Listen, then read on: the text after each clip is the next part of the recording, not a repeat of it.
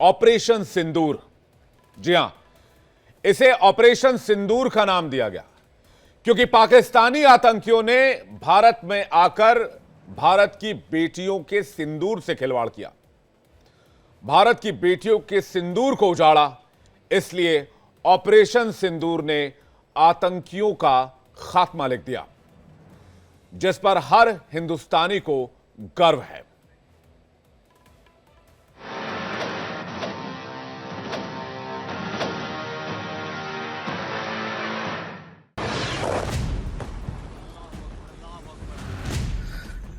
ये नुकसान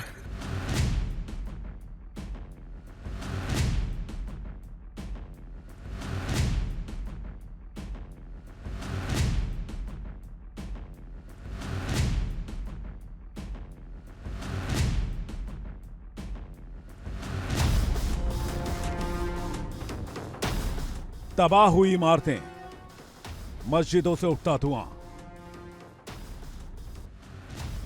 एम्बुलेंस की कतारें, मलबे हटाते पाकिस्तानी सेना के जवान और चारों तरफ बिछी लाशें। पहलगाम में हुए 26 आम नागरिकों की हत्या का जवाब आतंकियों को कुछ इस तरह से दिया गया। भारतीय सेना ने ऑपरेशन सिंदूर के तहत 9 आतंकी ठिकानों को निशाना बनाया। उन्हीं जगहों पर हमला किया गया जहां से आतंकवादी हमले की साजिश किया करते थे। ये तस्वीरें बहावलपुर, मुजफ्फराबाद, कोटली, मुरीदके, गोलपुर, सवाई, बरनाला कैंप, महमूना कैंप और सरजल कैंप की हैं।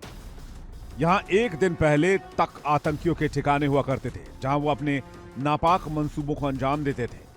भारत के वीर जवानों ने इन आतंक के अड्डों को नेस्तनाबूद कर दिया। भारतीय सेना ने पीओके और पाकिस्तान में घुसकर लश्कर-ए-तैयबा, हिजबुल और जैश के ठिकानों को तबाह कर दिया। आतंकवाद के खिलाफ भारत की सैन्य कार्रवाई में पाकिस्तान के टॉप आतंकी मसूद अजहर का कुनबा उजड़ गया। भारत की एयर स्ट्राइक में जैश-ए-मोहम्मद के आतंकी अजहर के परिवार के 10 सदस्य मारे गए, जबकि उसके 4 गुर्गे भी ढेर हो गए। हमले में परिवार के खात्मे के बाद मसूद अजहर गड़गड़ा रहा है और कह रहा है, मैं भी मर जाता तो अच्छा होता।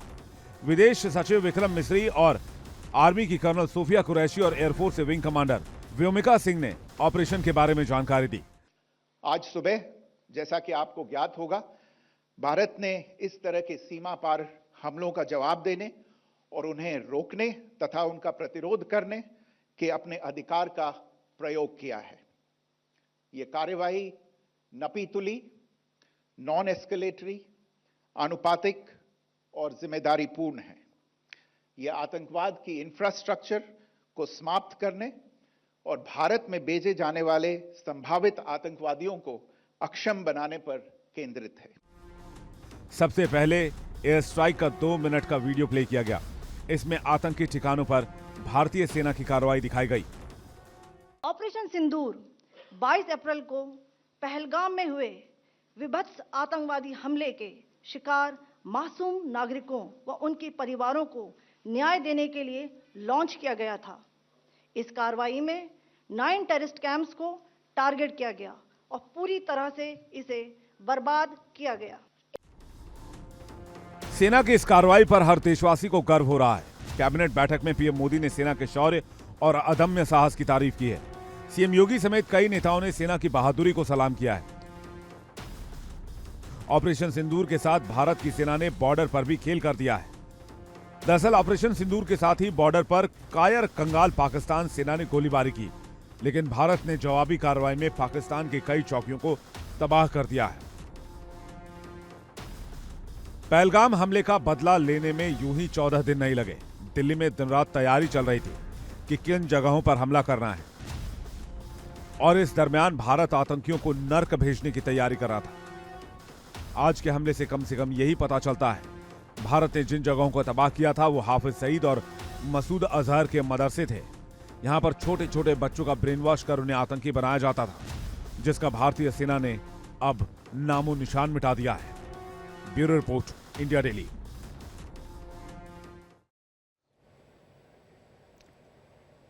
तो चर्चा की शुरुआत करें, डिबेट पर जाएं। उससे पहले रक्षा मंत्री राजनाथ सिंह ने एयर स्ट्राइक को लेकर क्या ताजा बयान दिया है वो आपको सुनाते हैं।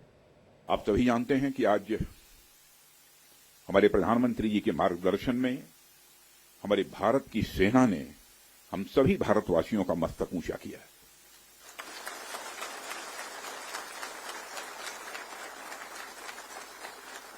इसलिए मैं चाहता हूं कि एक बार अपने स्थान पर खड़े हो जाएं और मैं नारे लगाऊंगा।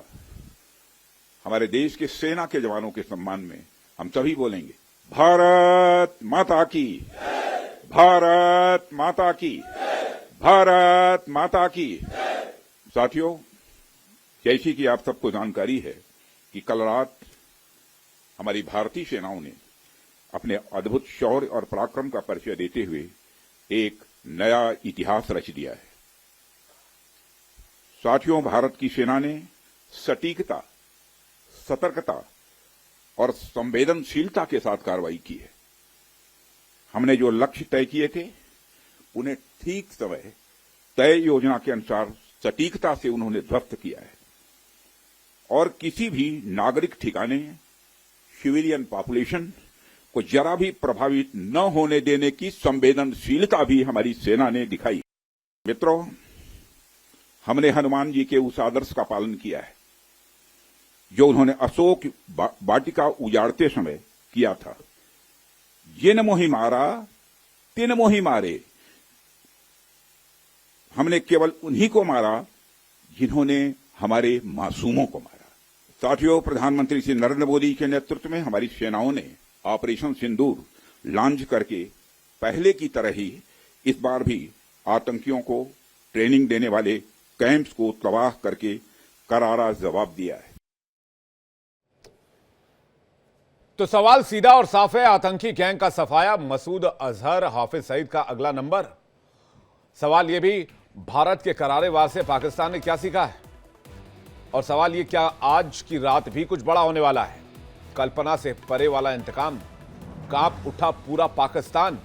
बातचीत करने के लिए major general Anuj Mathur, defence expert colonel Manoj Kumar, defence expert major Paramjit Singh, retired defence expert Sanjeev Shrivastava, विदेश मामलों के जानकार, सभी मेहमानों का बहुत बहुत स्वागत है आज की इस डिबेट में। माथुर सर, आपसे शुरुआत करेंगे और पहला रिएक्शन चाहेंगे आपका कि और साथ ही साथ हमारे साथ इस वक्त प्रशांत को, हमारे सहयोगी को देख पा रहे हैं और रमन को देख पा रहे हैं। तो माथुर सर, मैं आपके पास जाऊं, जल्दी से अपडेट ले लेते हैं, फील्ड से क्या अपडेट है। पहले रमन के पास चलते हैं। रमन, बॉर्डर एरिया से क्या अपडेट है आपके पास फिलहाल? यहाँ देखिए, बॉर्डर का इलाका जो है वो ऑलमोस्ट अखनूर के इलाके में, जहाँ पर आज दोपहर में मैं मौजूद था, उसको खाली करवा लिया गया है क्योंकि ये अनुमान लगाया जा रहा है कि पाकिस्तान कहीं ना कहीं पलटवार कर सकता है, क्योंकि पाकिस्तान के किसी भी बयान पर भरोसा नहीं किया जा सकता है। इसलिए बहुत सावधानी बरतते हुए इस समय जो महिलाएं थी, बच्चे थे, बुजुर्ग थे, उनको फिलहाल उन अग्रिम इलाकों से जो सीधे तौर पर पाकिस्तानी आर्टिलरी शेलिंग का जो है वो सामना करते हैं, उन इलाकों से उनको सुरक्षित स्थानों तक पहुँचा दिया गया है। फिलहाल वहां पर देखें तो भारतीय सेना ने अपनी तैयारी पूरी कर ली है और अगर किसी भी तरीके से पाकिस्तान कोई भी वहां पर मिस एडवेंचर करता है तो उसका माकूल और करारा जवाब जो है वो भारतीय सेना देने के लिए तैयार है। आज भी जिस तरीके से पुंछ और कुपवाड़ा के इलाके में भारतीय सेना ने उनको करारा जवाब देते हुए उनकी कई पोस्टें जो हैं वो तबाह कर दी है, कई पाकिस्तानी सैनिकों के मारे जाने की जानकारी जो है वो निकल कर आ रही है। और जिस तरीके से भारतीय सेना के चौकियों के साथ साथ में सिविलियन इलाकों को निशाना बनाया है, उसमें करीबन 17 लोगों की जान जो है वो गई है पाकिस्तान और करीबन 43 लोग जो हैं वो जख्मी बताए जा रहे हैं। विवेक जी, जल्दी से चलते हैं प्रशांत के पास। प्रशांत, बैठकों का दौर लगातार जारी। थोड़ी देर पहले रक्षा मंत्री का बयान सामने आया है, उन्होंने कहा कि हमने पाकिस्तान के खिलाफ कोई एक्शन नहीं लिया, हमने उन्हीं को मारा है जिन्होंने हमें मारा, जो हमको मारने के लिए आए थे। बिल्कुल, उन्होंने वो अच्छा एग्जाम्पल दिया विवेक कि हनुमान जी जिस तरह अशोक वाटिका में गए थे और वो लंका उजाड़ने गए थे और जिसने उन्हें परेशान किया सिर्फ उन्हीं को मारा। तो यही उन्होंने एग्जाम्पल दिया कि जिन्होंने हमारे मासूमों को मारा, हमें सिर्फ उसको मारना है, हमें और किसी से मतलब नहीं है।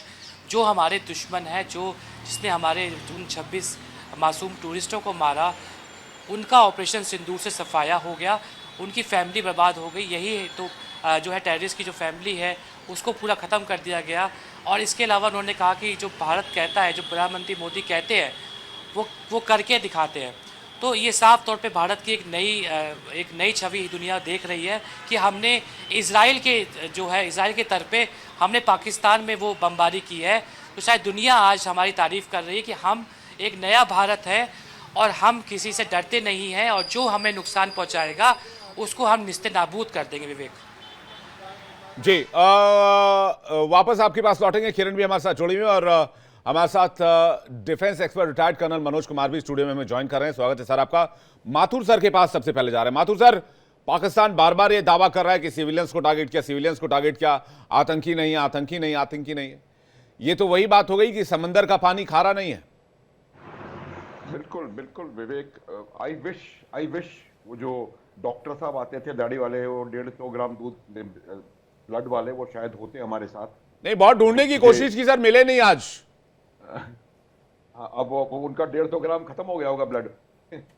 तो आई विश, क्योंकि मैं आपको एक बात बताता हूँ विवेक, कि जब एक चीज होती है सेना में, आपके प्रश्न का उत्तर मैं बाद में दूंगा, मुझे ये बात बताने दीजिए, आपके दर्शकों को ये पता होना चाहिए। और वो उसको कहते हैं शेपिंग द बैटलफील्ड। और शेपिंग द बैटलफील्ड का मतलब ये होता है कि इससे पहले कि जब आपके असॉल्टिंग यूनिट्स वहां पर जाएं, हमलावर दस्ते, उसके पहले उस जो युद्ध क्षेत्र है उसको इस प्रकार से शेप किया जाता है कि उसको कोई बाहर से इन्फ्लुएंस ना कर सके, और उसको इतना सॉफ्टन अप कर दिया जाता है ताकि हमारे अटैकिंग ट्रूप्स को कम से कम रेजिस्टेंस मिले। उसी प्रकार से भारतवर्ष ने पिछले 14 दिनों में, मैं ये उन तमाम लोगों को बहुत साफ और clear, loud and clear message देना चाहता हूं जो कि बहुत जल्दी बकवास करना शुरू कर देते हैं कि मोदी जी क्या कर रहे हैं, फलाने जी क्या कर रहे हैं, ढकाने जी क्या कर रहे हैं, इतना दिन हो गया फलाना ये पिछले 14 दिन में वो जो एनवायरनमेंट को शेप किया भारतवर्ष ने उसके एक्शंस लेने शुरू किए। पहले सिंधु जल समझौता, फिर बॉर्डर क्लोजिंग, फिर बंदरगाह क्लोजिंग, फिर ट्रेड बंद, फिर इस प्रकार से लगातार तरीके से हमने एक ग्रेजुएटेड रिस्पॉन्स दिया। उससे एनवायरनमेंट बना। हमने पूरी दुनिया की तमाम महाशक्तियों को समझा के रखा, बता के रखा कि इतना बड़ा आतंकवादी हमला हुआ है भारतवर्ष में, इसका जवाब देने की आवश्यकता है। और उनको पूरी तरह से ये समझ में आया, चीन तक को ये समझ में आ गया कि ये बात थी जो गलत थी। आपको चीन का जो स्टेटमेंट है, हम देखेंगे क्या उन्होंने बोला है। तो उस प्रकार से उस बैटलफील्ड को शेप किया। फिर हमने एक डिसेप्शन मेजर इस तरह के लगाए। तो ये जो पाकिस्तान के उसमें जो शेपिंग दी बैटलफील्ड में जो मीडिया है, मीडिया वॉरफेयर का एक बहुत बड़ा रोल होता है। और मैं आपको कहना चाहता हूं विवेक कि आप लोगों ने एक बहुत महत्वपूर्ण रोल इस पूरे एनवायरनमेंट के शेपिंग में प्ले किया, बहुत महत्वपूर्ण है। आपको सलाम है इस चीज के लिए विवेक, आपको और आपके तमाम साथियों को। अब उसकी फिर क्या हुआ, उसके बाद हमने एक बहुत सॉलिड राष्ट्रीय स्तर पर डिसेप्शन मेजर को हमने इंप्लीमेंट किया। हम वो अपने पत्रकारों के घंटी बयानों की वजह से, उनकी सेना के अति आत्मविश्वास की वजह से, और भारतवर्ष के सिस्टमैटिक ग्रेजुएटेड रिस्पांस की वजह से, जिसमें कि उन्हें लगा कि कहीं ना कहीं भारत जो है वो डर रहा है। एक मित्र आए थे आपने, जिन्होंने एक घटिया सा जोक सुनाया था कि वो आ गया वो चला गया, वो आ गया वो चला गया, तो उनको लगा कि भारत डर रहा है। तो उससे क्या हुआ है कि जो रियल एनवायरनमेंट की शेपिंग हुई है वो उससे हुई है। फिर हमने मॉक ड्रिल करी, फिर हमने एक एयरफोर्स का एक्सरसाइज करने की बात करी, और ये दोनों चीजें होने से एक दिन पहले, अब लोगों को यह लगता है कि जब मॉक ड्रिल हो रही है और एयरफोर्स की एक्सरसाइज हो रही है तो अगर कोई स्ट्राइक होगा तो उसके बाद ही होगा, उसके पहले शायद ना हो। तो इस डिटेल के साथ हम लोगों ने इसकी प्लानिंग करी थी, आपकी फोर्सेस ने।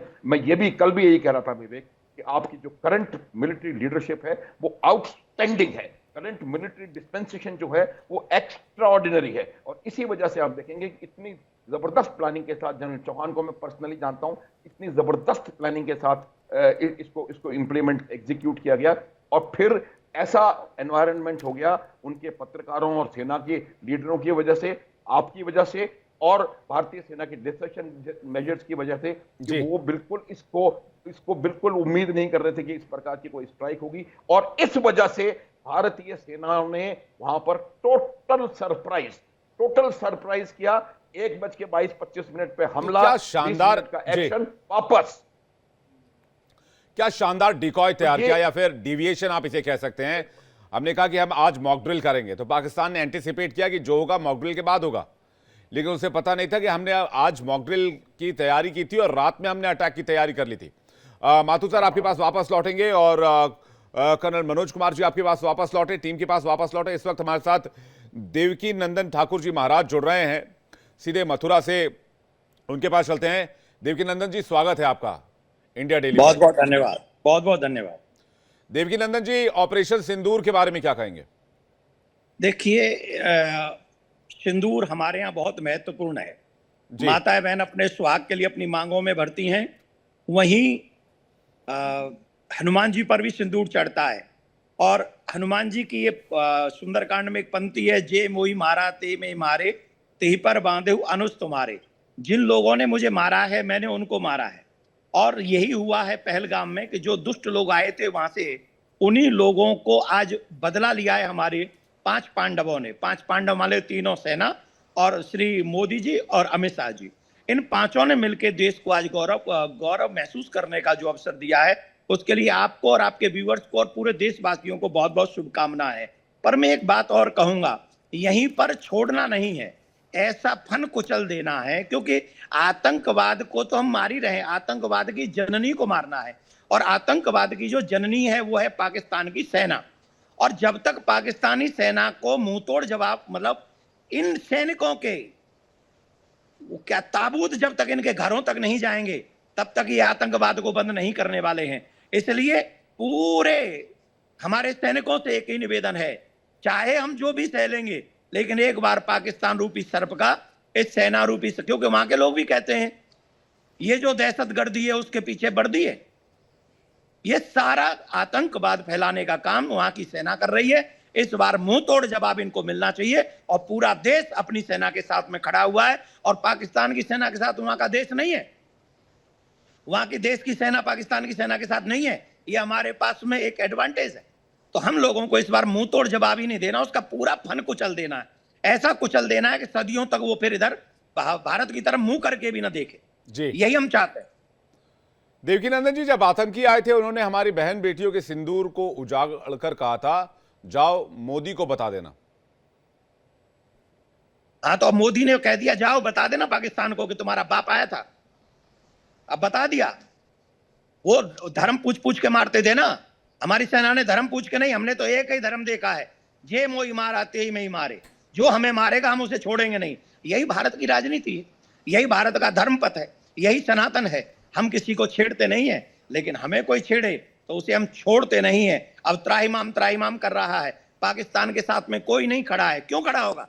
जो खड़ा होगा वो आतंकवाद के साथ में खड़ा होगा। और ये पूरी दुनिया देख ले, सदियों से हिंदुस्तान ने इस आतंकवाद का सामना कर रहा है, लेकिन इसको जन्म देने वाली पाकिस्तान की सेना है, और उस सेना को मुंह तोड़ जवाब भारत की सेना ने दिया है। पर इतना ही काफी नहीं है, अब तो जड़ मूले ना इस्लामाबाद तक, कराची तक इसकी गुंजायमान जानी चाहिए, इसका शोर जाना चाहिए। ऐसा जवाब मिले कि दोबारा ये कभी सोचे ही ना कि हिंदुस्तान को छेड़ना है। और धर्म पूछ के कहते थे ना, जाके कह देना मोदी से जी। अब किससे कहोगे? चले जाओ 72 हूरों के पास में, ले लो 72 हूरों की, भरो मांग में सिंदूर जाके, 72 हूर मिलेंगी तुम्हें। अब रो रहे हैं कि मुझे मर जाना चाहिए था, मेरा परिवार मार दिया। अरे तुमने कितने परिवार मार दिए? तुमने कितने परिवार उजाड़ दिए? कोई पूछेगा इन लोगों से? तो ये मेरा निवेदन है, पाकिस्तान को मुंह तोड़ जवाब मिला है, लेकिन ये पर्याप्त नहीं है। सर्प का पूरा मुंह कुचल देना चाहिए, और इसका मुख जब तक नहीं कुचलेगा तब तक ये बार बार ऐसी हरकतें करता रहेगा। और आज हमारी सेना ने, 5 पांडवों ने हमें गौरव महसूस करने का ये अवसर दिया है, और ये हमारे लिए गौरवान्वित होने का अवसर है। आपको, आपके व्यूअर्स को, सारे सैनिकों को बहुत बहुत बधाई जी। एक सवाल और देवकी नंदन जी आपसे, ये कि हमने पिछले 10-11 साल के टेन्योर में 3 स्ट्राइक देखे, एक सर्जिकल स्ट्राइक देखा, एक एयर स्ट्राइक देखा, और अब एक तीनों सेनाओं का जॉइंट ऑपरेशन भी हमने देखा है, जिसमें इस बार 71 के बाद पाकिस्तान में घुस के हमने मारा है, 54 साल के बाद। सवाल ये कि क्या इससे पहले अगर ये डेटरेंस दिखाया जाता, पाकिस्तान के दिल में खौफ डाला जाता, तो शायद आज ये शेप जो पाकिस्तान का है वो नहीं होता, और पाकिस्तान इस तरह की हिमाकत करने की सोचता नहीं। देखिए, ये जो लोग सत्ता में रहते हैं वो अपने अपने हिसाब से सोचते हैं, अपने अपने विचारों से सोचते हैं। हिंदुओं को तो बेचारा बना के मरने के लिए छोड़ देते हैं। इस बार पहली बार ऐसी सरकार है जो हिंदुओं के साथ में खड़ी है, सिंदूर के साथ में खड़ी है। अब तक तो टोपियों के साथ में खड़े होते थे लोग। मैं किसी पार्टी को दोष नहीं दे रहा हूं, उनकी अपनी मजबूरियां रही होंगी, वो मजबूरी मुझे नहीं मालूम है। लेकिन मैं एक सीधी सीधी सी बात कहूंगा, हिंदू अगर मरता था तो हिंदू के बारे में कोई सोचता नहीं था। 9/11 के बाद में ये सब क्यों नहीं हुआ? मुंबई हमले के बाद में ऐसा क्यों नहीं हुआ? मुंबई हमले में विदेशी भी मरे थे जी। जब मुंबई हमले में विदेशी मरे थे तब भी ऐसा आक्रमण क्यों नहीं हुआ था? उस समय ही उनका मुंह कुचल दिया गया होता तो आज का दिन हमको देखना पड़ता क्या? जी। घर में घुस के मारने की हिम्मत तो हमारी बहुत पहले से है। हमारी सेना किसी से कमजोर नहीं है। हम लोग 71 में तो आधा पाकिस्तान छोड़ के आए। उस समय ही अगर समझौता नहीं होता तो वो पाकिस्तान नहीं होता, वो हिंदुस्तान होता। लेकिन वो दिन थे, अब ये अलग दिन है। हमें आशा है कि अब की बार अगर पाकिस्तान में घुसेंगे तो एक एक इंच जितनी जगह हमारी सेना जीतेगी वो हिंदुस्तान कहलाएगी, और हिंदुस्तान और विस्तार करेगा और इन लोगों को मुंह तोड़ जवाब मिलेगा। जो लोग अभी भड़क रहे हैं इधर उधर, अब कोई उनका साथ देने वाला नहीं। आतंकवाद में कोई उनकी हेल्प करने वाला नहीं है। और आज हिंदुस्तान को गौरव महसूस हो रहा है, और इसके पीछे ये पांचों पांडव हैं, तीनों सेना और श्री अमित शाह जी और श्री मोदी जी। आप सबको बहुत बहुत बधाई अगेन, धन्यवाद। बहुत बहुत शुक्रिया। देवकीनंदन जी महाराज हमारे साथ जुड़े हुए थे, जो कह रहे थे वक्त आ चुका है कि पाकिस्तान में घुसकर उसके टुकड़े कर दिए जाने चाहिए और पाकिस्तान को उसके किए की सजा ऐसे ही लगातार दिए जाने की जरूरत है, जिससे कि पाकिस्तान रूपी ये जो सांप है वो दोबारा आतंक का फन नहीं उठा सके। दोबारा डिबेट में लौटते हैं और सीधे रुक करेंगे रिटायर्ड कर्नल मनोज कुमार जी का। मनोज कुमार जी, ये जो ऑपरेशन जो अंजाम दिया गया और अब जो चीजें मैं यहां से देख पा रहा हूं, मैंने दर्शकों के सामने ये बात रखी एक दो बार, इसमें हमने देखा कि प्रधानमंत्री का यूरोप दौरा कैंसिल हो गया है, जवानों की छुट्टियां कैंसिल कर दी गई हैं, बॉर्डर स्टेट के जो सीएम है और मुख्य सचिव है उनके साथ गृह मंत्री की बैठक चल रही है, पूरे देश में मॉक ड्रिल को अंजाम दिया जा रहा है। और पूर्व आर्मी चीफ नरवणे साहब लिख रहे हैं ये अभी ट्रेलर है, पिक्चर अभी बाकी है। उन्होंने ट्रेलर नहीं लिखा, उन्होंने लिखा पिक्चर अभी बाकी है। अगर इन डॉट्स को कनेक्ट करें तो क्या सामने आता है? देखिए, सबसे पहले तो मैं जो देवकीनंदन महाराज जी ने जो बात कही थी उसको थोड़ा सा आगे बढ़ाता हूं जी। जो मौलाना मसूद अजहर, उन्होंने कहा कि इससे काश जो आज हुआ मेरे परिवार के साथ, काश मैं मर जाता, खुद मर जाता, मेरी जान चली जाती। तो मैं यहाँ से संदेश देना चाहता हूँ सभी आतंकवादियों को और उनके आकाओं को कि अगर वो अभी मर जाएंगे तो अच्छा होगा, उनका परिवार बचा रहेगा। एक आदमी जान देगा, 14-15 लोग आपके बचेंगे। तो ये ध्यान रहे, आपके लिए आज मौका है, आप सरेंडर कीजिए। और जितने भी, पाकिस्तान को भी एक संदेश है कि आप अपने जितने आतंकवादी हैं जो हमने चिन्हित कर रखे हैं, उनके सारे हमारे डोजियर हमारे पास तैयार हैं, कृपया उन्हें हमें दें और वो आपके देश के लिए भी एक बहुत बड़ा उपकार होगा, हमारे द्वारा किया जाएगा। पहली बात। दूसरी बात मैं कहना चाहता हूं, जो आपने पहले भी बात उठाई कि 2016, 2019 और आज क्या फर्क है। एक तो भारत बहुत बदल गया है, लेकिन उससे पहले मैं आता हूं पाकिस्तान पर। पाकिस्तान में जो स्थितियां हैं 2016, 19 और अब बहुत बदल चुकी हैं। आज की स्थिति ऐसी है कि वहां पर विघटनकारी फोर्सेस जो हैं बहुत उभर के आई हैं। बलूचिस्तान में जो स्थिति है, कभी भी बलूचिस्तान पाकिस्तान से अलग हो सकता है। उधर डोरन लाइन पे अफगानिस्तान के साथ, तालिबान के साथ उनकी तलखियां बढ़ी हुई हैं। अफगानिस्तान खैबर पख्तूनख्वा को अपना क्षेत्र मानता है और उस पर बहुत अटल रूप से कह रहा है कि हम इसको लेकर मानेंगे, और डोरन लाइन की कोई और मान्यता नहीं है उनके हिसाब से। वो अटक तक दावा करते हैं अपना, वो कहते हैं ग्रेटर अफगान बनाएंगे। तीसरी बात मैं कहना चाहता हूं यही, जो ये ऑपरेशन सिंदूर है ना, इसमें एक और चीज शायद निहित है जो बहुत लोग देख नहीं पा रहे हैं। सिंध भी अभी दूर नहीं है। मेरा कहना है जिस तरह से विघटन हो रहा है पाकिस्तान में, तो सिंध भी हमारे लिए कोई दूर नहीं है। सिंध दूर नहीं है, सिंदूर, ऑपरेशन सिंदूर जी, सिंध भी अब हमारे लिए दूर नहीं है। जब हम बहावलपुर पहुंच चुके हैं, उनके पंजाब में घुस के हमने मारा है, तो सिंध भी हमारे लिए कोई दूर नहीं। और सिंध भी अपना अलग राष्ट्र बनाना चाहता है, ऐसी बहुत दिनों से उनकी आशा है जी। तो इस प्रकार अगर आप देखें, पीओके अलग हो, खैबर पख्तूनख्वा अलग हो, सिंधु देश अलग हो, तो बचेगा पंजाब, जहां वो अपना पंजाबी बोल के जैसा करना चाहे वो कर सकते हैं। और जहां एक और बात बहुत इंपॉर्टेंट इससे पहले भी आई, वो ये है कि वहां की जनता बहुत त्रस्त है, ना उनको विश्वास है इस पे, आर्मी पे आज तक नहीं हुआ। अभी तक जो आप देख रहे हैं, जनरल अयूब से लेके याहिया खान, उसके बाद जियाउल हक, मुशर्रफ और आसिफ मुल्ला आसिफ मुनीर, जो कि जिन्होंने कुरान कंठस्थ कर रखी है, यही उनका सबसे बड़ी उपलब्धि रही है। सऊदी अरेबिया में रहे थे काफ़ी दिन। तो मेरा कहने का मकसद है कि देखिए, हमने जो भी किया है बहुत ही कंट्रोल्ड वे में आज हमने एक्शन लिया है, और ये एक्शन और भी खतरनाक हो सकता था, लेकिन हमने एस्केलेट न करने के लिए ऐसी स्थिति बनाई है और उनको केवल एक तौलिया दिया है ताकि अपना मुंह छुपा पाएं, और अगर रोना है तो आंसू भी पोंछ लें। और उनको मौका है आज पाकिस्तान को कि अगर उसको डी एस्केलेशन कर ले तो उसी के फायदे में रहेगा, उसके हित में होगा। नहीं तो अगर बात आगे बढ़ती है तो लड़ने की स्थिति में नहीं है, उनको मालूम है ये बात पूरी। तो और इसके अलावा जो मैं बताना चाहता हूं कि जो इनके जो तैयारे ये बोल रहे हैं बार बार कि हमारे तैयारे गिरा, हमारे तैयारे तो उधर गए ही नहीं। हमने तो इधर से ही अपना काम पूरा कर लिया है। और जब इसमें प्राइम मिनिस्टर साहब की भी ये आ गई है स्टेटमेंट, तो इसमें कोई शक करने की बात नहीं है। और पूरे हमारे ऑपोजिशन पार्टीज और सभी गुट हमारे साथ हैं। ये कितनी खुशी की बात है, कितनी अच्छी बात है जी। और एक लास्ट में एक संदेश देना चाहता हूं, सबका विकास सबका विश्वास जो बोलते हैं मोदी जी, मैं यही कहना चाहता हूं, सभी आतंकवादियों का सर्प विनाश भी कर दिया जाए, सर्वनाश कर दिया जाए जी। ये आतंकियों का ये सर्प विनाश वाला भी ठीक है, ये सर्प ही है, ये आस्तीन के सांप हैं जो भारत के खिलाफ प्रोपेगेंडा करते रहते हैं।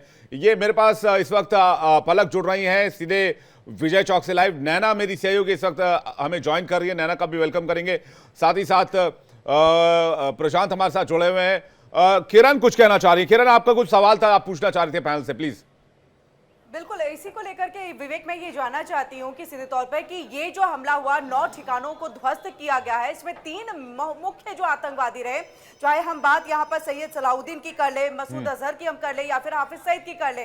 और ऐसे में देखें, मसूद अजहर जो है वो भी फिलहाल पकड़ से बाहर है, भले ही उसका जो पूरा परिवार है वो निस्तनाबूद हो चुका है। सही, अगर हम हाफिज सईद की बात कर ले, ऐसे में ये जो ठिकाने ध्वस्त किए गए, सबसे ज्यादा नुकसान किसको पहुंचा है, इसको लेकर के जो खबर है वो सामने आ रही थी। हम चाह रहे थे कि वो दर्शकों तक हम पहुंचाएं। विवेक की देखिए, सबसे ज्यादा जो हाफिज सईद है उसका जो कैंप है, यानी 3 कैंप मुख्यतः उसके जो चल रहे थे, जो कि मुख्यालय भी था, उसको यहां पर ध्वस्त किया गया।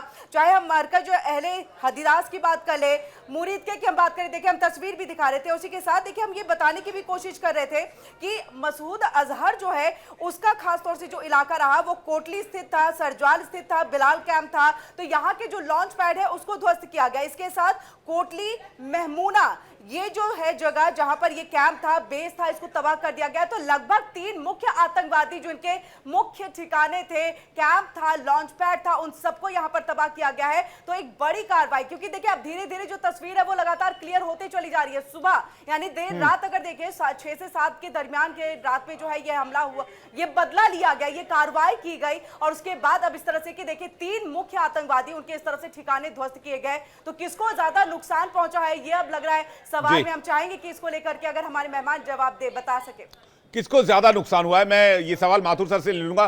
मैं सबसे पहले एक एक रिएक्शन ले लूं। पलक और नैना के पास चलेंगे। पलक, दिल्ली से क्या अपडेट है? बैठक थोड़ी देर पहले गृह मंत्री की चल रही थी बॉर्डर स्टेट के सीएम के साथ, इसके बाद भी कोई बैठक है? कल एक ऑल पार्टी मीटिंग भी होनी है, क्या अपडेट अभी तक? विवेक, सुबह से अगर हम दिल्ली की बात करें तो इस वक्त जहां पर हम मौजूद हैं, जितनी भी बड़ी बैठकें होती हैं वो यहीं पर बैठकें होती हैं। आज प्रधानमंत्री नरेंद्र मोदी ने भी जो अपनी आखिरी बैठक की थी वो साउथ ब्लॉक के अंदर ही की थी। गृह मंत्री अमित शाह ने भी बता दें कि एक बड़ी बैठक जो है वो की, चीफ मिनिस्टर्स के साथ भी कहा जा रहा है कि बैठक। और साथ ही अगर हम बात करें विवेक, देखिए अब एक वो मौका है जब कल ऑल पार्टी मीटिंग होगी। उस ऑल पार्टी मीटिंग के अंदर कांग्रेस से लेकर अलग अलग पार्टियों के नेता भी जो है वो मौजूद रहेंगे।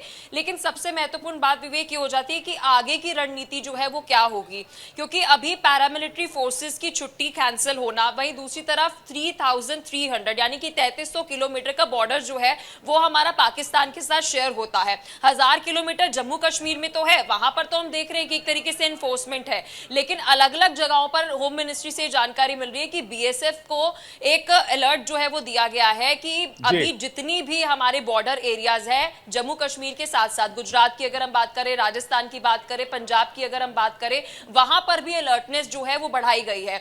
आज जो सीसीएस की बैठक हुई है, सोर्सेज से ये भी जानकारी मिल रही है कि शायद इस बैठक में ये भी चर्चा हुई होगी कि फोकस जो है वो जम्मू कश्मीर पे तो रहना चाहिए, लेकिन जम्मू कश्मीर के साथ साथ जो और भी हमारे बॉर्डर्स है जो पाकिस्तान के साथ शेयर होते हैं उस पर भी फोकस करने की बहुत ज्यादा जरूरत है। और एक कमांड एंड कंट्रोल जो है वो सभी फोर्सेस के अंदर रहना चाहिए, चाहे वो हमारी तीनों आर्मी हो या फिर हमारी पैरामिलिट्री फोर्सेस हो।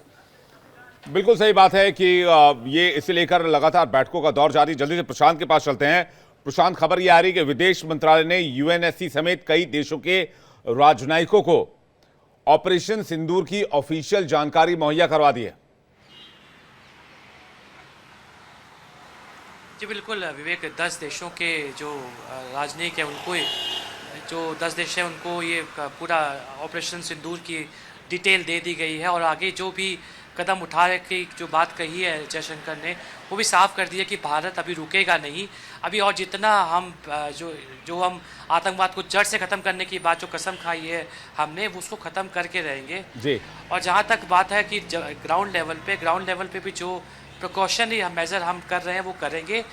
हाँ, हम पाकिस्तान में अगर हमला करेंगे तो हम तो वहाँ की पब्लिक को नहीं, हम सिर्फ जो है वहाँ के जो टेररिस्ट हैं जो बच गए हैं, जिन्होंने अपना लॉन्च पैड वहाँ से जो चेंज कर लिया है उसको ख़त्म करेंगे।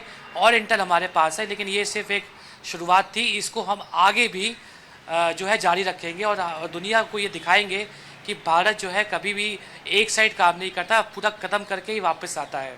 चाहे वो बालाकोट हो, चाहे उससे उड़ी हो, हम करके ही आते हैं। यही चीज़ वो राजनीति जो देशों है उनको सबको ये बता दिया गया जयशंकर द्वारा कि भारत की पॉलिसी साफ है कि हम जो टेररिस्ट है उनको ख़त्म करके ही वापस आएंगे। बिल्कुल, मेरे साथ इस वक्त नासिर जोड़ रहे हैं। जल्दी से नासिर का रुख करते हैं, उसके बाद मेजर जनरल माथुर सर के पास जाएंगे।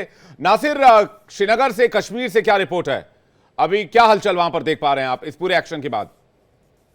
देखिए, पूरे एक्शन के बाद लोगों के रिएक्शन, जब जितने भी लोगों से हमारी बात हुई, उन्होंने जो है सेना के साथ साथ केंद्रीय सरकार को भी इसका क्रेडिट दिया। उनका शुक्रगुजार रहे यहाँ के लोग, क्योंकि वो भी चाहते थे कि पाकिस्तान से कैसे आतंकवाद को जड़ से खत्म किया जाए। लोग काफी खुश दिखाई दिए। और स्पेशली आज एक महत्वपूर्ण ये बात है कि श्रीनगर, पूरा सिटी श्रीनगर जो है वो जैसे नॉर्मल डेज पे अपना बिजनेस, स्कूल्स, कॉलेज सब कुछ खुला था, वैसे ही लोग जो है अपना बिजनेस कर रहे थे, अपने ऑफिसेज गए, अपने शॉप्स खोले। सुबह से ही ये तस्वीरें हम लाल चौक के इलाके से दिखा रहे थे पूरे श्रीनगर में। अभी जो सिचुएशन थोड़ी सी टेंस है वो एलओसी पे है, क्योंकि वहां पे जो है पाकिस्तान ने सिविलियंस इलाके जो है, सिविलियंस के घर जो है उनको निशाना बनाया और वहां पे थोड़ी सी सूरत हाल जो तनाव बनी हुई है। लेकिन पूरे कश्मीर के हित की अगर बात करें तो एलओसी से बाहर, अगर एलओसी क्षेत्र से बाहर आएंगे, उन एरिया से बाहर आएंगे तो वो बिल्कुल नॉर्मल एरियाज है। बिल्कुल वहां पे कारोबार, चाहे ऑफिस हो, स्कूल हो, वो तबादर को, जो ऑफिस स्कूल्स एयरपोर्ट के नजदीक है उनको बंद किया गया। जो स्कूल्स एलओसी के करीब है, जिन एरिया में जैसे बारामूला, उरी, गुरेज, कुपवाड़ा के हमारे से अगर बात करें, वहां पे स्कूल जो है एहतियाती तौर पर सुबह ही बंद किए गए। कुल मिला के अगर देखा जाएगा, यहाँ के लोग खुश है। शहीद आजम हुसैन के जो पापा है, उनके पिताजी जो है, उनके भाई जो है, उन्होंने भी सेना के साथ साथ भारतीय सरकार का जो है शुक्रिया अदा किया आज, कि आज हमारा बदला जो है पूरा हुआ। जो 26 लोगों को बेरहमी से कत्ल किया गया इन आतंकवादियों ने, भारत ने उसका बदला लिया। अभी भी और बाकी है, अभी भी आतंकवाद को जड़ से उखाड़ के फेंकना है। अभी ये तो अभी अंगड़ाई है, अभी पूरी फिल्म जो है वो बाकी है। आगे आने वाले समय में पूरा आतंकवाद जो है कश्मीर घाटी से पूरे पाकिस्तान में आतंकवाद की जड़ें खत्म होगी। आज पाकिस्तान की कमर टूट गई जब उनके आज एक सीएम ने बड़ी इंपॉर्टेंट बैठक भी की है, उस बारे में कोई जानकारी है? सुरक्षा को लेकर यह बैठक की गई और गृह मंत्री से भी उनकी बात हुई है, ये भी जानकारी मिली है। जी बिल्कुल, देखिए यहाँ के सीएम जो है, सीएम उमर अब्दुल्ला, उन्होंने ही पहले ही कहा कि शुरुआत पाकिस्तान ने की, अंत भारत करेगा। आतंकवाद की शुरुआत पाकिस्तान से हुई है, अंत भारतीय सेना करेगी। हम सेना के साथ शाना बशाना साथ है, यहाँ के लोगों के साथ है, सिक्योरिटी फोर्सेस के साथ है। वो भी चाहते हैं कि आतंकवाद का कैसे खात्मा किया जाए। उसके साथ यहाँ की सारी रीजनल पॉलिटिकल पार्टी, चाहे उमर अब्दुल्ला की बात करें या महबूबा मुफ्ती की बात करें, गुलाम नबी आजाद की बात करें, स्पेशली फारूक अब्दुल्ला की अगर बात करें, फारूक अब्दुल्ला के स्टेटमेंट्स हम सबको याद है कि वो परसों तक कह रहे थे कि पाकिस्तान से बातचीत होनी चाहिए, लेकिन आज वही फारूक अब्दुल्ला वही चाहता है जो आज भारतीय सरकार ने करके दिखाया, जो हमारी सेना ने करके दिखाया। आज फारूक अब्दुल्ला भी कहता है कि आतंकवाद को जड़ से खत्म कर रहे हैं, तो पाकिस्तान का नाम और निशान जो है वो मिटना जरूरी है। जी विवेक। बिल्कुल पूरा जो जम्मू कश्मीर है, घाटी के हर लोग, श्रीनगर कश्मीर के हर लोग इस बात से खुश हैं कि आज तगड़ा एक्शन हुआ है और आतंकियों को मुंहतोड़ जवाब दिया गया है। माथुर सर के पास जा रहा हूं। थोड़ी देर पहले किरण ने, सहयोगी ने सवाल पूछा था कि किस ऑर्गेनाइजेशन को सबसे बड़ा नुकसान या ज्यादा नुकसान हुआ है, या फिर यूं कहें किसका सफाया एक तरह से मानकर चलें। माथुर सर। देखिए विवेक, इसका ये एकदम से ये कह पाना बहुत मुश्किल है कि किसका नुकसान ज्यादा हुआ है। एक बात बिल्कुल साफ है कि तीनों ऑर्गेनाइजेशन की, हिजबुल मुजाहिदीन, लश्कर तैयबा और जैश मोहम्मद, इन तीनों की जो रीढ़ है उसको तोड़ दिया गया है। आप देखिए कि इसमें जिस प्रकार से उनका जो ट्रेनिंग, इसको प्रिसिशन अटैक कहेंगे आप। मैं एक बात मेरे भूल ना जाऊं, मैं कश्मीर के लोगों के बारे में बताऊंगा, लेकिन ये जो अटैक हुआ है ये बिल्कुल प्रिसिशन अटैक हुआ है। और मेरा ये मानना है कि सबसे ज्यादा खौफ में जो ऑर्गेनाइजेशन होगा वो ऑर्गेनाइजेशन वो है जहां पर हमने बहावलपुर में जाकर के और जैश मोहम्मद के हेडक्वार्टर को समाप्त कर दिया। उसमें श्रीमान अजहर महमूद साहब का पूरा खानदान जो है वो खत्म हो गया। और ये कहीं ना कहीं विवेक पोएटिक जस्टिस है। उस इंसान के लोगों ने हमारी बेटियों को ये कह के छोड़ा कि तुम जाकर के मोदी को बताओ। खुदा ने भी उसको ये छोड़ा कि तुम आज से लेकर के आने वाले 50 साल तक अपने आप को कोसते रहो कि मेरी वजह से मेरा खानदान खत्म हो गया। ये पोएटिक जस्टिस होता है। और मैं चाहता हूं, बाकी लोग कह रहे हैं कि उसको मरना है, मैं चाहता हूं कि वो और 100 साल जिए और 100 साल तक अपने आप को कोसता रहे।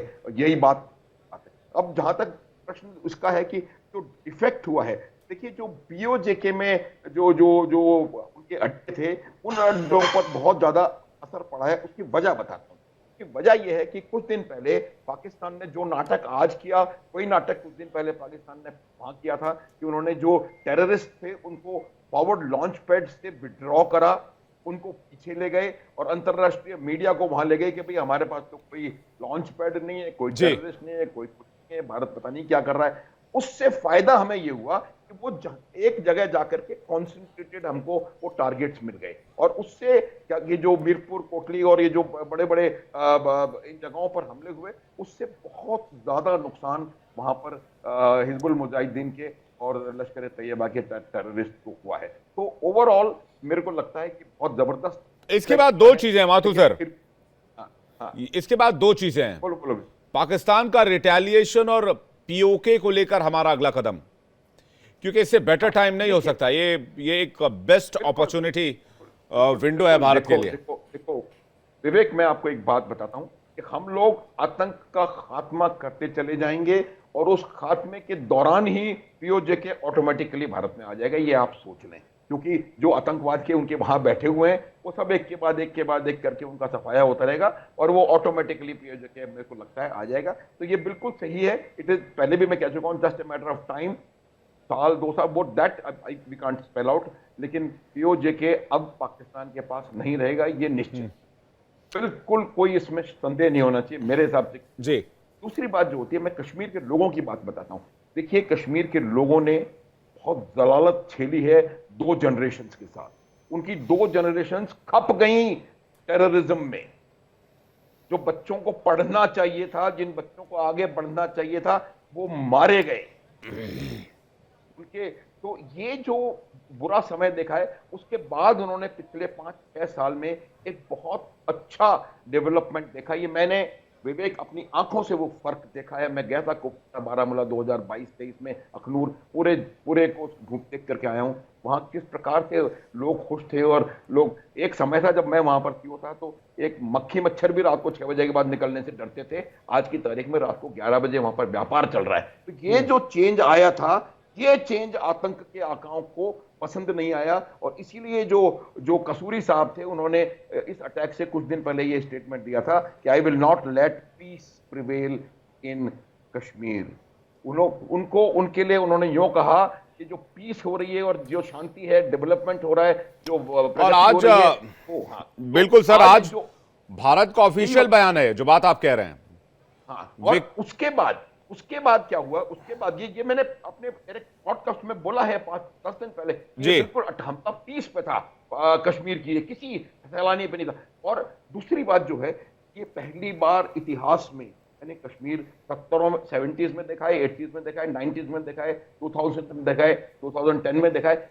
एक कश्मीर का जो रिएक्शन है कि तिरंगे झंडे लेकर के पाकिस्तान मुर्दाबाद के जो नारे हैं वो आज से पहले कभी नहीं लगे। आज जो वहां का रिएक्शन है, तमाम पॉलिटिकल पार्टीज, खास करके महबूबा मुफ्ती और उमर अब्दुल्ला की पार्टियां, ये गुलाम नबी आजाद तो खैर चलो ठीक है, तो इन लोगों का जो रिएक्शन है वो बिल्कुल अनबिलीवेबल है। तो ये जो चेंज आया है, लेकिन मैं फिर भी पहले भी आपको कहा था 99.9% कश्मीर ठीक हो गया है, 1% बचा हुआ है जो कि अभी भी कहीं ना कहीं मिला हुआ है, और वो 1% ठीक है, रियल नंबर काफी ज्यादा होता है। आज एमईए की प्रेस कॉन्फ्रेंस में कहा गया कि भाई ऑफिशियल आंकड़ा दिया गया 2.25 करोड़ से ज्यादा टूरिस्ट आए। यही 2020 का आंकड़ा मैं दर्शकों को देता हूं, लगभग 34 लाख के आसपास टूरिस्ट आए थे कर्नल साहब। तो कहां 34 लाख 2020 में और 2024 में 2.25 करोड़ से ज्यादा। जाहिर सी बात है पाकिस्तान को ये बात चुभ रही थी। खैर इस पर कभी और चर्चा करेंगे, इस पर पहले भी हमने काफी चर्चा की है, लेकिन मैं नैना हमारे साथ एक बार फिर से जुड़ गए, नैना के पास जाऊं, लेकिन उससे पहले कल साहब आपसे एक रिएक्शन चाहेंगे। क्या पीओके के बारे में भारत बहुत सीरियसली अभी सोच रहा है? भारत के गृहमंत्री ने पार्लियामेंट में बयान दिया पीओके के लिए जान दे देंगे, क्या बात कर रहे हैं, उनका ये एग्जैक्टली यही लाइन थी, लेकिन क्या ये बेस्ट अपॉर्चुनिटी विंडो? देखिए आप वेट करिए, ये मौका नज़दीक है, पर मैं ऐसा नहीं कहूंगा कि अभी तुरंत करने की जरूरत है। अपने आप, जैसा कि जनरल साहब ने बताया, ये अपने आप ही अलहदा हो जाएगा जैसा माहौल बन रहा है। आप देखिए तो सही वो माहौल कितना बिगड़ा है पाकिस्तान के अंदर, उनकी इंटरनल डिफरेंसेस देखिए तो आपको समझ में आ जाएगा। डूरन लाइन पे जो मैंने पहले कहा, और बलोचिस्तान और बाकी पीओके में जो सिचुएशन बन रही है वो अपने आप ही उसको कमज़ोर कर रही हैं। लेकिन जो इन्होंने झटका दिया था हमें पहलगाम में, वो केवल एक अटैक उन टूरिस्ट पर नहीं था, वो पूरी कश्मीर इकोनॉमी पे एक अटैक था। और आज दुआएं दे रहे हैं जब हमने अटैक किया वहां पर, वहां के जितने शॉपकीपर्स हैं, मेरे पास तो फोन भी आया, मैंने 13 साल गुजारे हैं कश्मीर में। मैं कुपवाड़ा में रहा हूं, उड़ी में रहा हूं, नौगाम सेक्टर में रहा हूं, गुरेज में रहा हूं, और फिर लास्ट पोस्टिंग मेरी श्रीनगर में रही है। और मैंने वो सैलाब भी देखा है जिसमें हमने कितने ही कश्मीरी भाइयों को और बहनों को बचाया था। मैं कहना ये चाह रहा हूं कि मेरे पास सभी कॉल्स आ रहे हैं, मैसेजेस आ रहे हैं, आज वो लोग शुक्रगुजार हैं कि उनका जो बिजनेस है और उनको फिर हम खड़ा कर पाएंगे, ऐसा महसूस होता है। जो सयाह पहुंच रहे थे उनके पास, वो दोबारा टूरिस्ट पहुंचेंगे, ऐसा इम्कान लग रहा है। लेकिन इसके अलावा मैं धन्यवाद देना चाहता हूं बाकी अपने डिप्लोमेसी को भी, हमारी देश की डिप्लोमेसी जिस प्रकार से काम कर रही है पिछले अटैक के बाद से बहुत सरगर्मी से हर एक देश के साथ बात विचार कर रही है, हर एक से हमने कांटेक्ट बनाया हुआ है। और इसमें स्पेशल धन्यवाद दूंगा कुछ मित्र देशों का नाम लिए बगैर, आपको मालूम ही है हमारे कौन से देश हैं जिन्होंने हमारे साथ मिलकर ये इंटेलिजेंस गैदरिंग की। देखिए हथियार होना एक चीज़ है, लेकिन हथियार का सटीक इस्तेमाल जहां पर वो टारगेट मिले, क्योंकि जब से ये अटैक हुआ था तब से ये इधर उधर तितर बितर हो रहे थे ये टारगेट्स। जब हमें पक्का इम्कान हो गया कि ये टारगेट्स वहां पे मौजूद हैं, और तभी हमने ये अटैक, सटीक अटैक किया। और एक बात और ध्यान रहे, भारतीय सेना जिस जज्बे के साथ जाती है उसने ध्यान रखा कि कोई पाकिस्तानी नागरिक, क्योंकि उसकी कोई गलती नहीं है, हमने केवल टेररिस्ट कैंप्स को, टेररिस्ट लोगों को, उनके फैमिलीज को, उनको हमने टारगेट किया है। और कोई भी, हमने इसीलिए यकीन किया है कि अगर एक बम गिरता है तो बिल्कुल सही टारगेट पर गिरे जी। और मैं लास्ट एक बात बोलना चाहता हूं जल्दी सर, एक सिंपल सी लास्ट लाइन, रातें अभी और भी बाकी हैं, ध्यान रहे पाकिस्तान जी। ये आखिरी रात नहीं है, रातें अभी और भी बाकी हैं, और पाकिस्तान को रात के नाम से खौफ होने लगेगा जिस तरह का एक्शन इंडियन आर्मी ने किया। किरण के पास जा रहे हैं। किरण, ये बहुत इंपॉर्टेंट है जिस तरह से भारत ने एक्शन लिया, और उसको वर्ल्ड मीडिया या फिर दुनिया के, वर्ल्ड मीडिया में तो नहीं लेकिन दुनिया के अलग अलग देशों के राजनयिकों को भारत ने बाकायदा इंफॉर्मेशन दी। और इससे पहले भी जब पहलगाम हमला हुआ था तो भी हमने पूरी दुनिया को जानकारी दी थी, जितने भी हमारे मित्र राष्ट्र हैं या इंपॉर्टेंट अलाइज हैं, साझेदार हैं, उनको भी हमने जानकारी दी। और इस बार भी हमने वही किया, लेकिन कभी भी हमने एटमी धमकी या फिर इस तरह की सतही बातें नहीं की जैसा पाकिस्तान करता हुआ आया है, और पाकिस्तान अभी भी वही कर रहा है। किरण, बिल्कुल विवेक, विवेक आपने सही कहा है। और देखिए कुछ दिन पहले जब आपसे बात हो रही थी तब भी आपने इस बात का जिक्र किया था कि ये एक तरह से हल्की बातें हैं उनकी तरफ से, जो एटमी धमकी उनके तरफ से दी जा रही है, परमाणु हथियार की क्या प्रदर्शन के लिए उसे रखा गया है, ये तमाम बातों का जिक्र जो है वो वहां के पाकिस्तान के मंत्री की तरफ से जो है होता आया था। और उस वक्त भी ये कहा गया था कि बहुत हल्की बातें जो है उनकी तरफ से की जा रही है। जहां तक बात है दुनिया के अलग अलग देशों के राजनयिकों से मुलाकात की, उनको फोन को लेकर के या फिर बातचीत के जरिए जो है पूरी ब्रीफिंग देने की कि आखिरकार ये जो ऑपरेशन सिंदूर हुआ वो कैसे हुआ, क्यों हुआ, ये पूरी जानकारी उन्होंने दी है। और ये देना जरूरी भी है क्योंकि देखिए भारत अपने जो मित्र देश है उनको साथ लेकर के चलना चाहता है और इसका असर देखिए हो भी रहा है। क्योंकि देखिए अमेरिका की तरफ से, सऊदी अरब की तरफ से, अन्य देशों की तरफ से अगर हम कह लें, सबसे पहले इजराइल ने इसका समर्थन करते हुए ये कहा कि देखिए ये कार्रवाई है, ये बदले की कार्रवाई जो है वो भारत की तरफ से की गई है, इसे हमला ना और समर्थन करते हैं इसका। बिल्कुल होना भी चाहिए था। तो ये जरूरी भी हो जाता है कि बिल्कुल। नैना के पास चलते हैं। नैना, वर्ल्ड सपोर्ट जिसकी बात किरण कर रही है, पूरी दुनिया की ताकतें तो भारत के साथ खड़ी हैं। पाकिस्तान भी सेम क्लेम कर रहा है कि भाई हमारे साथ भी पूरी दुनिया है। पाकिस्तान की एक वेबसाइट को मैं देख रहा था, नाम नहीं लूंगा क्योंकि पाकिस्तान के वेबसाइट्स और बाकी चैनल्स को इंडिया में बैन किया गया है, तो मैं इस बात का समर्थन करता हूं और इस बात का मैं एक तरह से इससे सहमत हूं, इसलिए मैं नाम नहीं लूंगा। उसने ऐसा क्लेम किया है कि डोनाल्ड ट्रंप ने कहा है कि भारत ने जो हमला किया है वो ठीक नहीं है, वो एक तरफा कार्रवाई है। तो इंटरनेशनल मीडिया में भी पाकिस्तान जो है वो प्रोपेगेंडा फैलाने की कोशिश कर रहा है। जैसे ही पाकिस्तान पे अटैक हुआ, पाकिस्तान के नेता और मंत्री जो इंटरनेशनल मीडिया, कोई किसी न्यूज चैनल पे बैठा हुआ, कोई किसी इंग्लिश न्यूज चैनल पे बैठा हुआ है, तो वो लोग तुरंत अपना वो झूठ वाला टूल किट जो है वो लेकर आ गए। नैना, देखिए विवेक, ये हम सभी जानते हैं कि पाकिस्तान हमेशा से प्रोपेगेंडा की राजनीति करता है, लेकिन एक बात मैं ये जरूर कहूंगी कि जिस तरह से हमेशा गीदड़ भपकियां पाकिस्तान की तरफ से दी जाती रही है, हिंदुस्तान वैसा नहीं करता। यह कहा जाता है कि जो बादल बरसते हैं वो गरजते नहीं है, बरस के दिखाते हैं, और हिंदुस्तान उन्हीं में से है।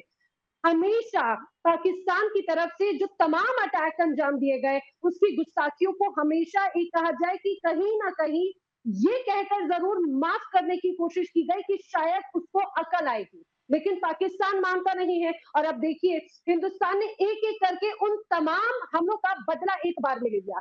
दूसरी महत्वपूर्ण बात ये विवेक, जिस प्रोपेगेंडा की आप बात कर रहे हैं, हिंदुस्तान और पाकिस्तान में सबसे महत्वपूर्ण अंतर यही हो जाता है, भारत तकनीक, अपनी रणनीति और कूटनीति, उसका सशस्त्र प्रमाण एक तरह से इस हमले के साथ और जवाबी कार्रवाई में कहूं, जवाबी कार्रवाई के साथ में दिया है।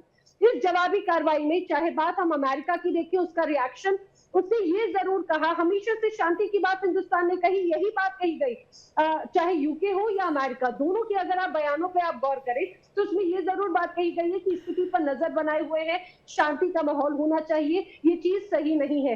लेकिन अगर हमले को लेकर देखा जाए तो किसी ने एक पक्ष ये पाकिस्तान का सपोर्ट नहीं किया, क्योंकि सभी जानते हैं पूरी दुनिया इस समय पाकिस्तान या फिर आतंक की जो तमाम गतिविधियां हैं उससे परेशान है, उससे दो चार होती है, चाहे बात हम अमेरिका की करें, यूके की करें, गाहे बगाहे इस तरह की कई घटनाएं सामने आती हैं और कोई भी कभी भी आतंक को बर्दाश्त नहीं करता।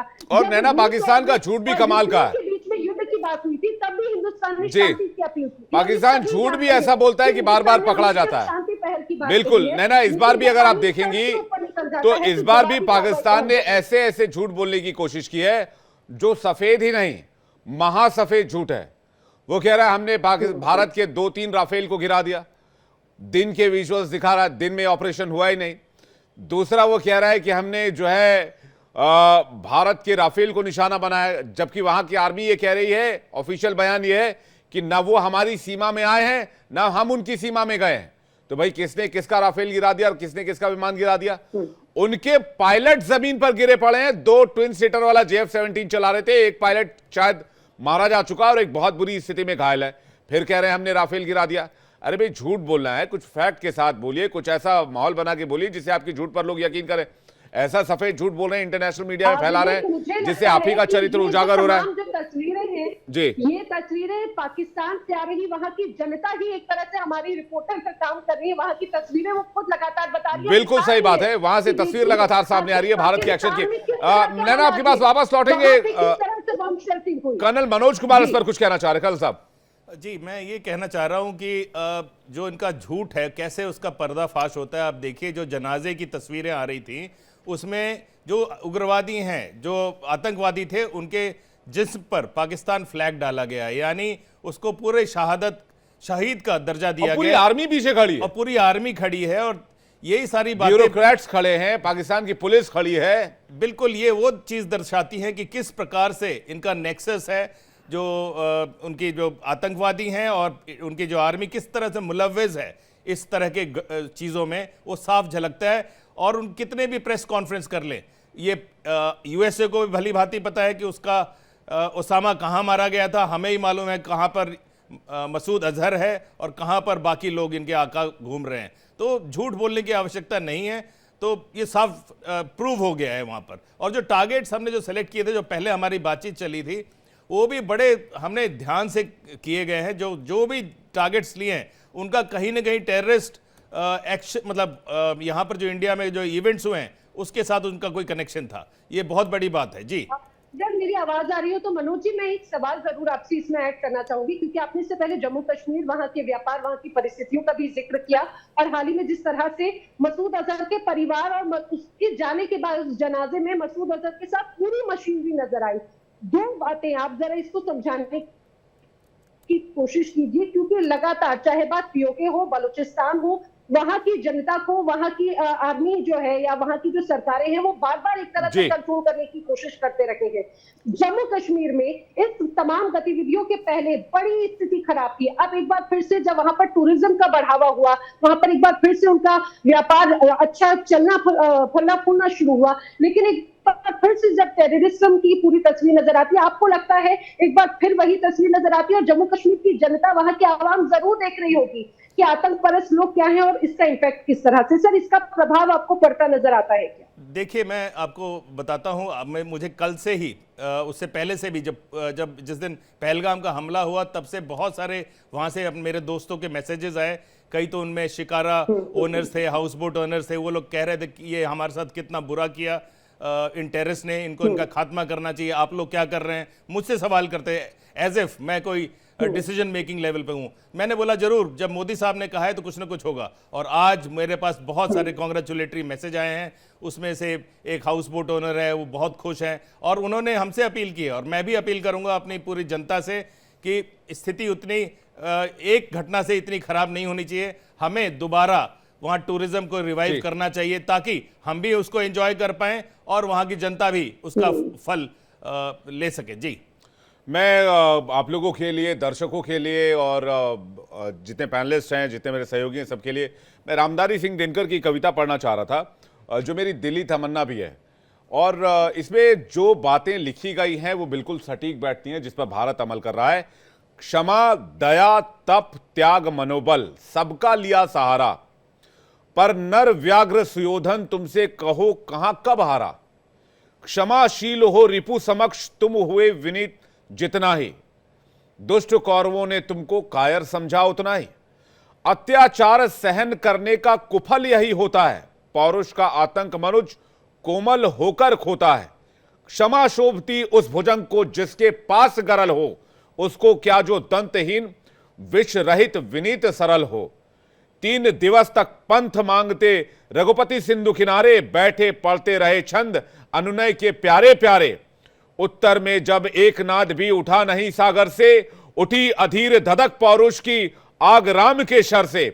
सिंधु देह धर त्राही त्राही करता आगिरा शरण में, चरण पूज दास्ता ग्रहण की बंधा मूल बंधन में। सच पूछो तो शर में ही बसती दीप्त विनय की, संधि वचन संपूज्य उसी का जिसमें शक्ति विजय की। सहनशीलता क्षमा दया को तभी पूजता जग है, बल का दर्प चमकता उसके पीछे जब जगमग है। कहने का मतलब यह कि हाथ जोड़कर प्रभु श्री राम भी विनती कर रहे थे समुद्र से कि भाई हमें रास्ता दे दो, लंका जाना है और माता सीता को लेकर आना है, लेकिन उसे भी वो घमंड समझ बैठा।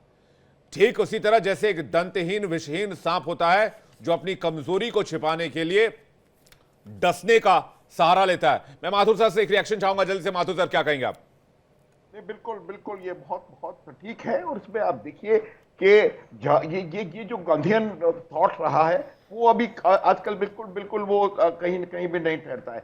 आप जो जितना आतंक करने वाला दोषी है, उससे कहीं ज्यादा दोषी आतंक को सहने वाला है।